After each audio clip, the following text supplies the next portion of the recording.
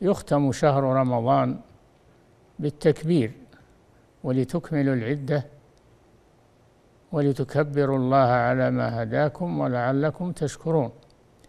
ويختم شهر رمضان بإخراج صدقة الفطر، وهي طهرة للنفس وجبر لما يحصل في الصيام من النقص. قال الله جل وعلا: قد أفلح من تزكى وذكر اسم ربه فصلى.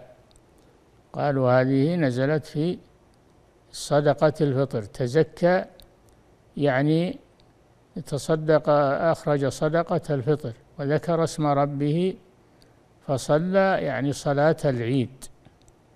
وهذان العملان ختام الشهر المبارك، صدقة الفطر. ومقدارها بالصاع النبوي، صاع بالصاع النبوي. الصاع النبوي 3 كيلو تقريبا.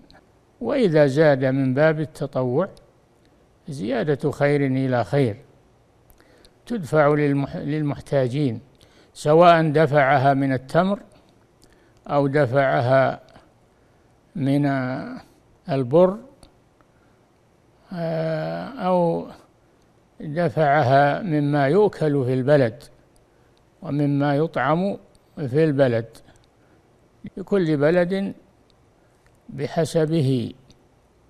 تخرج قبل العيد بيوم أو يومين، وإخراجها يوم العيد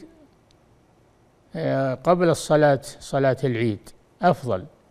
إخراجها قبل صلاة العيد في يوم العيد أفضل، وإن أخرجها قبل ذلك بيوم أو يومين فلا بأس بذلك.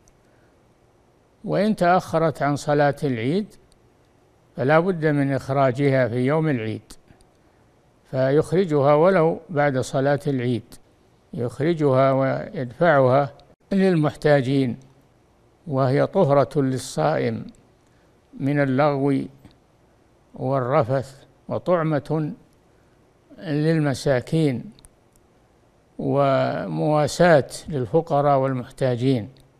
هذا والله أعلم، وصلى الله وسلم على نبينا محمد وعلى آله وأصحابه أجمعين. قل هذه سبيلي أدعو